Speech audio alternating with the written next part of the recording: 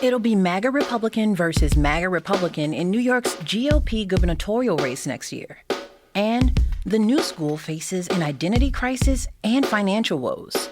From WNYC, this is NYC Now. I'm Janae Pierre. City Comptroller and former mayoral candidate Brad Lander is running for Congress in a district that includes Lower Manhattan and Northwest Brooklyn. In a video announcement Wednesday morning, Lander says he'll be an ally to Mayor-elect Zohran Mamdani and a champion for all his neighbors in New York City. I'm Brad Lander, Dad Lander, Councilmember Lander, Comptroller Lander, and it would be an honor to serve you as Congressmember Lander. The announcement sets up a primary battle between Lander, who is a prominent progressive, and moderate Democrat Dan Goldman. Progressives are hoping to build on Mamdani's stunning victory in this year's mayoral race. The left-leaning Working Families Party has already voted to endorse Lander for the seat.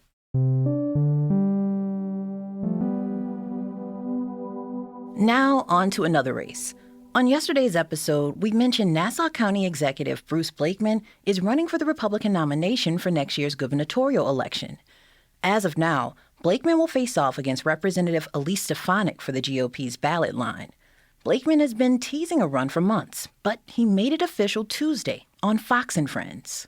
We want to put New York first. We want to make it more affordable. We want to make New York safer. And we want to make people in New York happy again.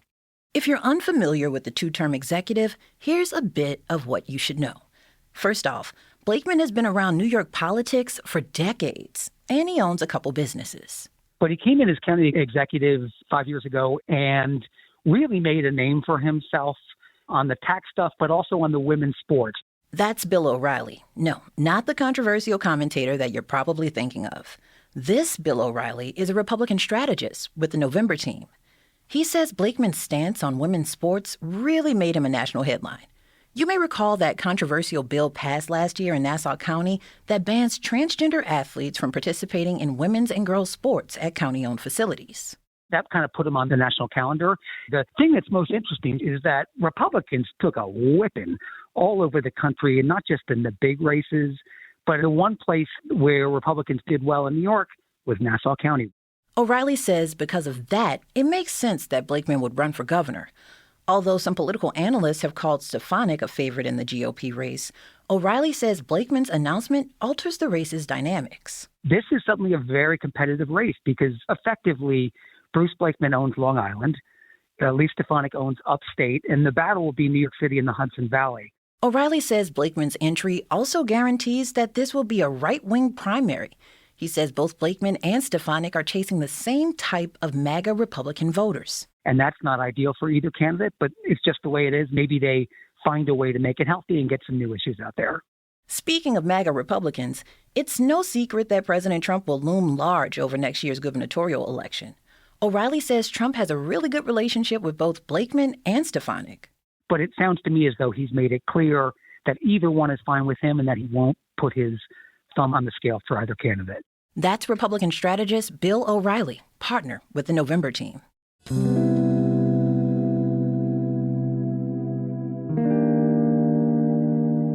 In other news, Latinos are bearing the brunt of immigration enforcement in New York, even though they only represent a quarter of non-citizens in the state. That's according to a new report from the New York Immigration Coalition and researchers at the University of Colorado Boulder. Chloe East is an economics professor at the university and co-author of the report.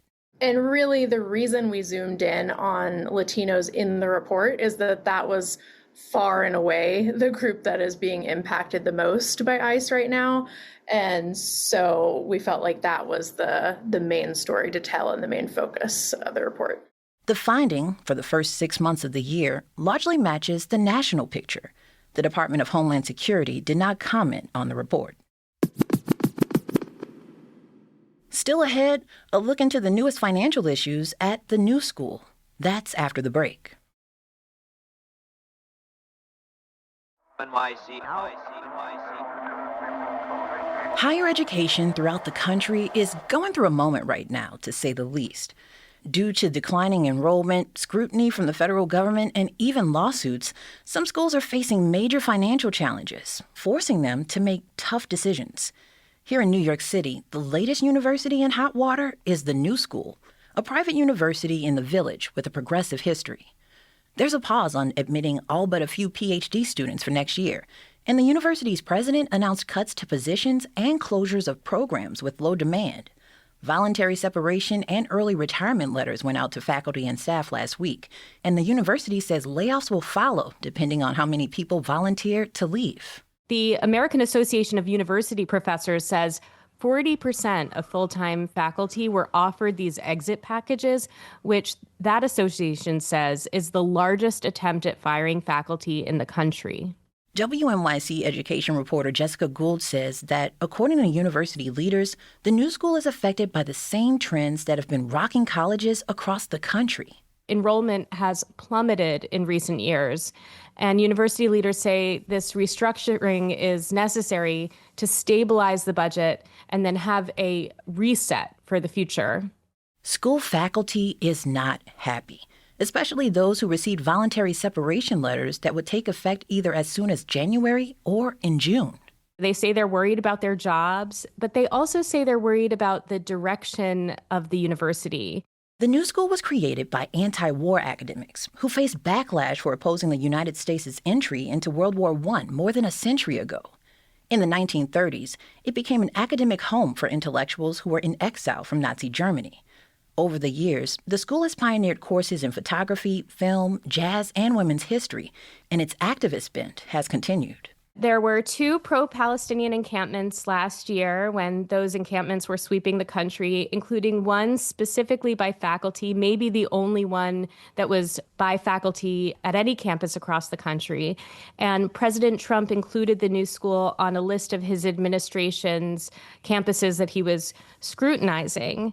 Rachel Sherman, a sociology professor at the new school, is worried that these staff and program cuts will have a disproportionate effect on the school's most progressive departments. They characterize their intentions only as economic, but it does seem to be designed to minimize the power of the divisions that have historically been more politically motivated. Jessica says that a spokesperson for the university disagrees and says that ideas that certain political views or elements of the university are being targeted is completely false. She said the cuts are university-wide, not focused on any certain divisions or disciplines, and that the school maintains a commitment to free speech and inquiry. That's WNYC's Jessica Gould. We all want to stay healthy this season, right? State health officials are urging New Yorkers to get their flu shots before going home for the holidays. The latest state data shows a grim increase in the number of residents who have contracted the flu in the last week of November. More than 14,000 New Yorkers. I'm definitely not trying to be in that number, and I'm sure you're not either. But state health officials say the vaccination rate this season is lagging compared to last year. This is just a gentle reminder. Do what you got to do to stay healthy these days. Thanks for listening to NYC Now from WNYC. I'm Janae Pierre. We'll be back tomorrow.